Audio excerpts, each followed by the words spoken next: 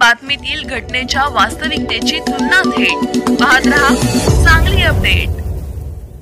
सांगली विधानसभा मतदारसंघात बंडखोरी करणाऱ्या उमेदवारास काँग्रेसने परत पक्षात घेऊ नये, पृथ्वीराज पाटील प्रदेश काँग्रेस कमिटीच्या बैठकीत स्पष्ट। महाराष्ट्र प्रदेश काँग्रेस कमिटीचे नवनिर्वाचित अध्यक्ष श्री हर्षवर्धन सपकाळ यांनी राज्यातील सर्व जिल्हाध्यक्षांची बैठक काल मुंबईत घेतली।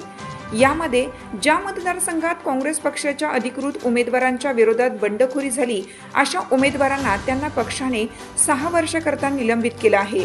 अशांना पक्षात पुन्हा थारा देऊ नये अशी आग्रही भूमिका सर्व जिल्हाध्यक्षांनी मांडली। सांगली विधानसभा मतदारसंघाच्या बाबतीत पृथ्वीराज पाटील यांनी श्रीमती जयश्री पाटील यांनी काँग्रेस पक्षाच्या अधिकृत उमेदवाराविरोधात बंडखोरी केली होती आणि ती मुद्दाम भाजपच्या फायद्यासाठी केली होती।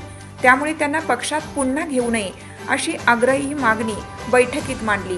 तसेच काँग्रेस बंडखोर उमेदवारांच्या बाजूने उभे राहिलेले काही माजी नगरसेवक पदाधिकारी यांच्या निलंबनाच्या कारवाईचा प्रस्तावावर माजी प्रांताध्यक्षांनी काहीच निर्णय घेतला नाही, याबद्दल खेद व्यक्त केला।